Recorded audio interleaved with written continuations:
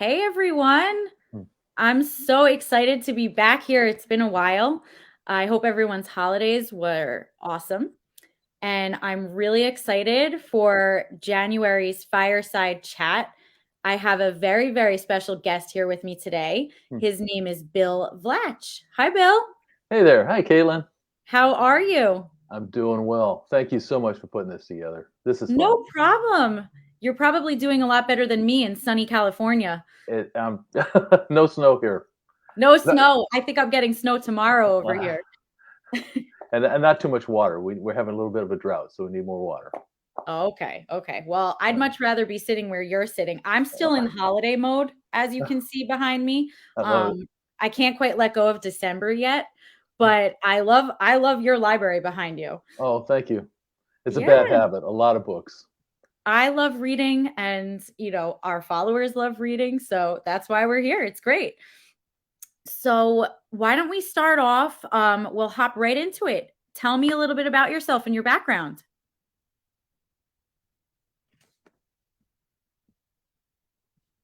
Frozen? Oh, Oh, you're back? Let's see. on this end, All right, you good? I'm good. All right. I don't know if You I'm went not. you froze up on me a little bit there. Are you Okay. back? Well, you were talking about snow. Yeah, there you go. Okay, It so I froze don't I up. don't know See if what you you're heard saying? if you Yeah. heard my question, but I just said tell me a little bit about yourself and your background. So currently, I'm a psychologist and a writer. I do both. And my background is growing up on a ranch up until my teen years. And it was a great way to grow up. It was just with the horses, we had the cows, we had the chickens, get up early in the morning, all that kind of stuff. Then moved on to get further into education, came to San Francisco, went into psychology, got involved with my family, created a family here. And then the last 10, 15 years, I've had more time to write, which has really helped. That's Because the work great. I do gets pretty intense. A lot of folks with, post trauma and stuff like that. And the writing is a very creative kind of way of getting Out- out of all the intensity, all that kind of thing, the pain of that. And it's Absolutely. fun. It's That's an fun. outlet for you. Yeah. Oh yeah. Yeah. That's great. So you're still practicing psychology. Yes. Yeah. Yeah. But Well, halftime. Yeah. And it's thank you. all in it's all on Zoom right now. But we'll get back in the office eventually. Of course. No, and thank you for the work that you do because Oh. especially in today's world, I mean, it is much needed. So I thank people like you for Oh. being there for people and getting us through hard times. Thank you for saying that. I appreciate it. Of Really course. appreciate it. And people are going through hell right now. This has really been hard for folks, and my heart goes out to them. Yeah. Yeah, absolutely. And it's one of the reasons why I love working for DSP at a publishing Yes. company because it's that outlet creating new worlds, our authors writing in these different genres. And, you can just grab a book or grab your Kindle and kind of just let go of those stresses and read. And it's really been helping me. So I think it's That's great. awesome that not only are you practice psychology, but you're also helping people by writing these new worlds and Wow. publishing books. It's wonderful.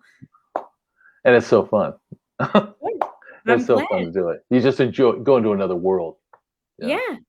So tell me a little bit more about growing up on a ranch. You mentioned it. Obviously our DSP readers love hearing about ranch life. Ranch life was interesting because the grandparents were up the hill from us. So my father's mother and father were up there, and that's where the core of so much of it was because they'd been there for many, many years. Yeah. And we go up, and my father and mother would join into the work and work with the chickens, work with the horses. The best part for me were the horses. Being able to go out across the barbed wire fence right by our house. My brother and I get on a horse, no saddles, and just go for it. It was so fun. You And so you would actually just get right on the horses and oh yeah, go. oh yeah, yeah. No And then saddles. oh no, and then hold on to the mane, and then just and then you fall off once in a while, but it was great fun. Although the one I do remember is my mother looking out the window as we're going, really got it going, and the Yeah. horse stops. I fly forward. I'm on the ground. I'm in the dirt. My mother's coming out with her apron on, going, "Oh my God, Billy, Billy, Billy!" That's scary. Were you injured? No, I'm a kid. I bounce. It's true. But did you get as you got older, did you get more fearful to be that way? Because I know with me, I used to ski black diamonds as a kid, but I couldn't go on a mountain now. Gotcha. Not really. I mean, I think that well, the hardest fall. Okay, this has to do with the hardest fall was being in the corral with my father, and I'm really small at this point. Got the saddle, and I'm holding onto the horn really tight, and we're going around very carefully. And the horse goes over to the the bench, the wood right there, and I'm holding on to that. I'm holding on to the saddle horn, Uh-huh. and I'm just holding it very quiet. And a rooster comes by the trees, and it's the most beautiful feathers I've ever seen. Just beautiful. So I'm looking at the rooster, holding on one hand on the corral, one hand on the horn. The horse Trixie goes to the right, and I'm still looking at the rooster. So I go Oh my straight god. down, hard. And my dad says, "Okay, we're gonna take care of you." I'm crying. I get it together. He says, "Tell you what, I'll take care of you, but don't tell your mother about this." Yeah. Oh, yeah. Typical. That's amazing. Yeah. How long did you live on the ranch before, moving to where you are now? Was it school, See, that has to do with my writing right there, because my father passed away when I was 12 and a half, and Wow, so yeah, we could no longer do the ranch. That was just not possible at that point. So I yeah. moved from there to more of a suburban area in Sacramento and then San Francisco. So I think that there's a deep fondness and care for that experience. It was so valuable. So when I write, it comes back. All that comes back. The joy of it, the pain of it, the drama of it, the laughter, Wow, and it's the joy of being going through the caves up in the hills. All that stuff just comes back.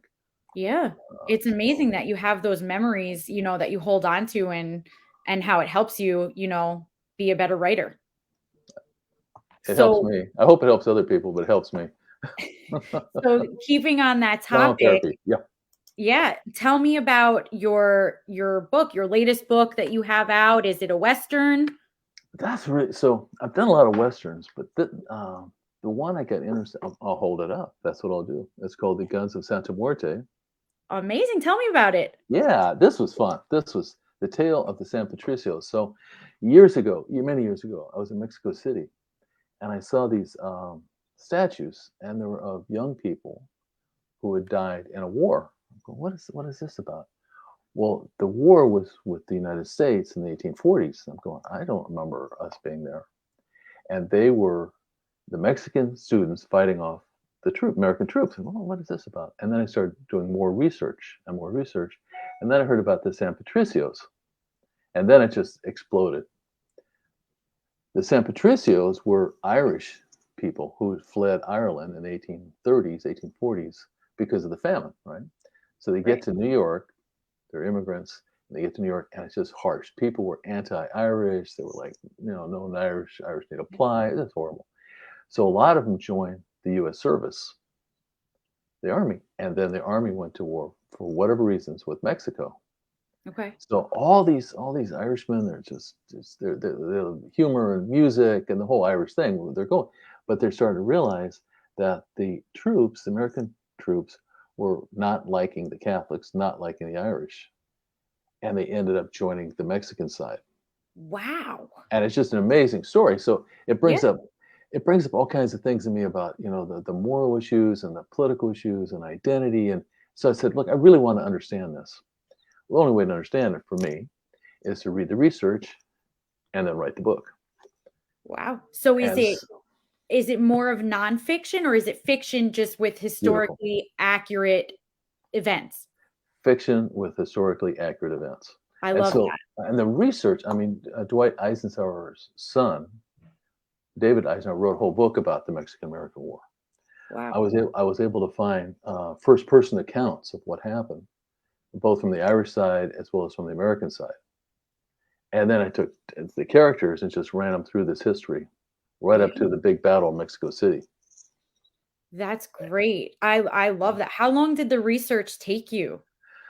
I like I like to do the research and writing at the same time. So the whole Okay. book took about 6 months. Wow. So I'd read a little bit and then kind of digest it.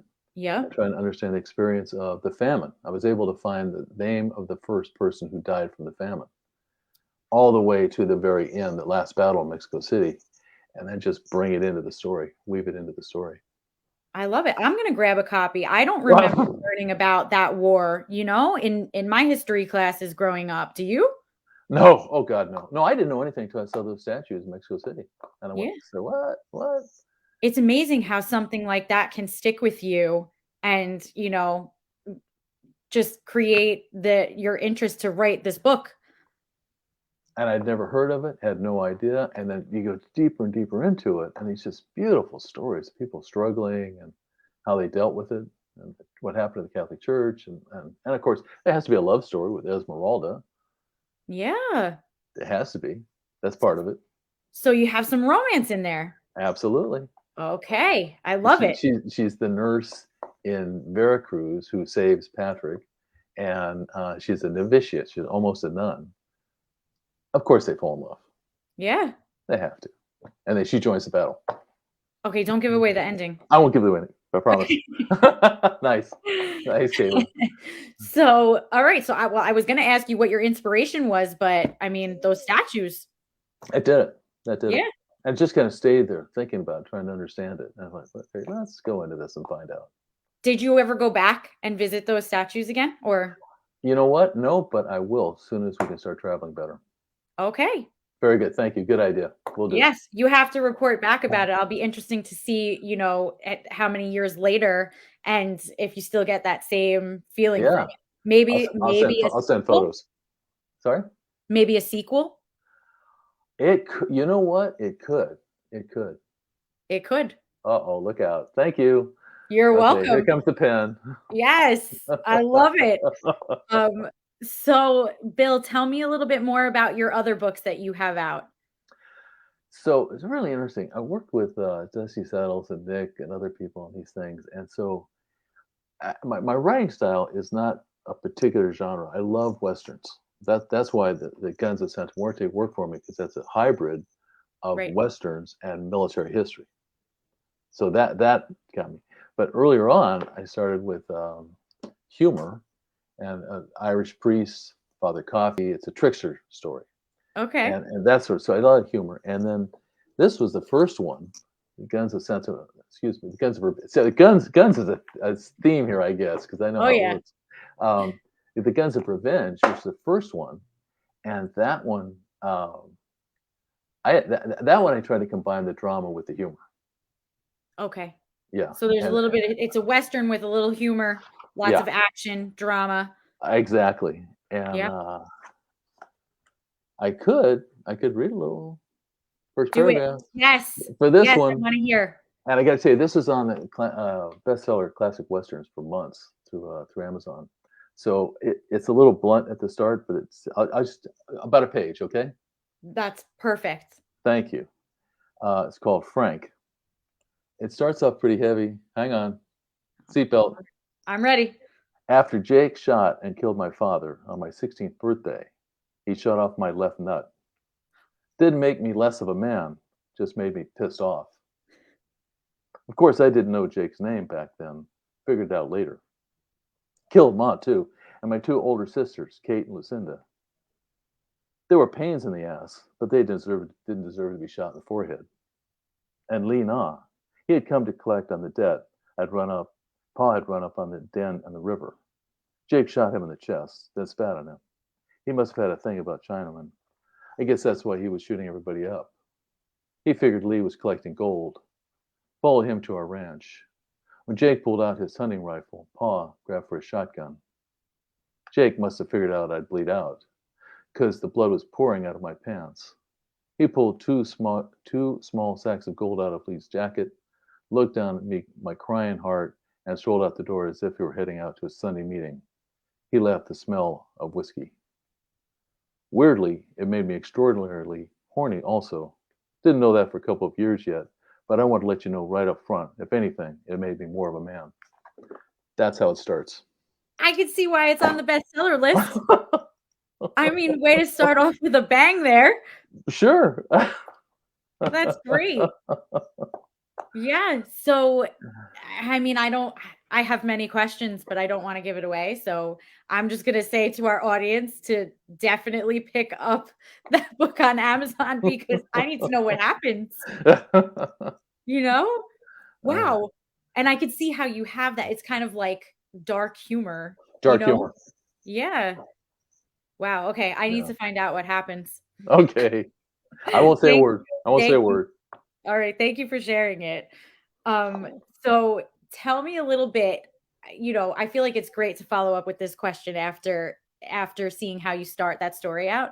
What is your writing process? Like Oh, so what good. makes you decide like, okay, I'm going to start out with like, adventure right off the bat. Is that typical for you? Is that something you try to do in each book or, you know, It's an interesting process because psychologists I think about this a lot. Like what's the creative process and where it comes from, and for me it comes out a couple different ways. It's never okay. This is gonna sound crazy as hell.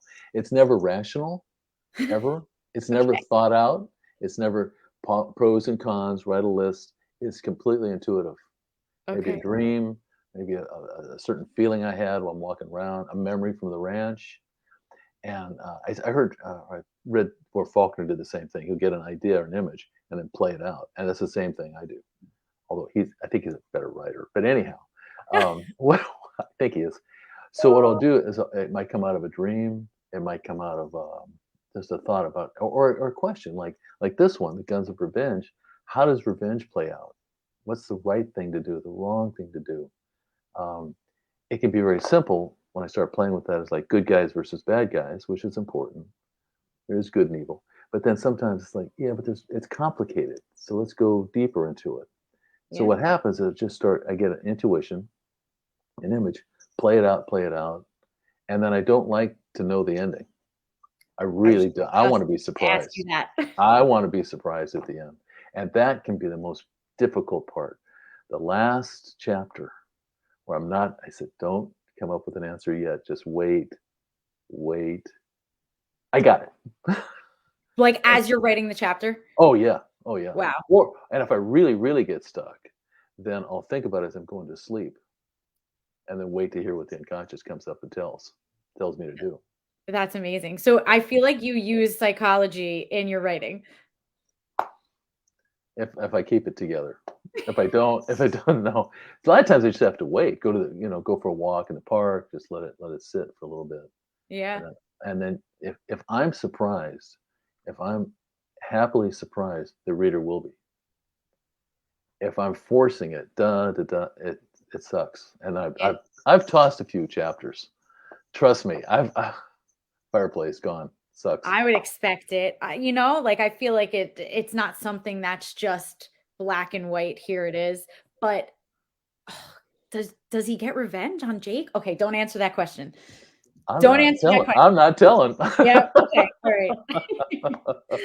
Okay, so Bill, what are you working on next? What can we expect to see from you aside from visiting those statues and getting a sequel? Excellent. I've got two going at once. One is much. This gets complicated. So let me bring it down. It's called The Naked Greek, Okay. and I'm adopted. I was adopted into the family of the ranch. Beautiful family, but I was adopted. I had a biological family, Right. so I went looking for the family, and so I'm half Greek, and so the book is about finding family.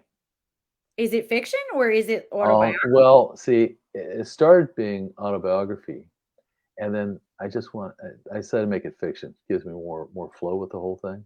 Sure. And I don't want to tell to anybody. I want to tell you, I was so lucky when I found a Greek family. They're just wonderful people. So that whole part of it is that story, and then it's interspersed with little vignettes of the history of Greece, going back from 3000 BC to now. Wow. So it goes back and forth. So I've been working on that 15 years, and I'm trying to tighten it up right now. Then the other one, so that's part of it. The other part is doing another western. And I got guns are blazing and Yeah, we love our Western. rangers getting shot and shooting back, and I love Awesome. that makes me smile. That stuff just here Yeah, we go. Let's rock and roll. absolutely. And I feel like there's more people joining that Western genre who Oh, want to so see more, like with like the popularity of Yellowstone and Yellowstone. 1883. Do you watch? Yeah. Yeah, Of course. yeah, I Yeah. really So I enjoy feel them. like it's not going anywhere. We need more Westerns. The people Yeah, need more Westerns. absolutely, absolutely. They're wonderful. Awesome. Yeah. I'm so happy. Thank you so much. I know you're busy, between your job and writing and everything that you have going on. So thank you so much for sitting down with me. Um, I can't wait for everyone to check out this interview and check out your Amazon page and the books you have. And I can't wait to see what's coming from you. Thank you so very much, Caitlin. Wonderful interview, and I really enjoyed talking to you. I really Awesome. appreciate it. Well, Really we have to appreciate it. plan another one. Sounds good. Okay. I'll talk to you later, Bill. All Thanks so right. much. Thank you. Take care. Bye bye.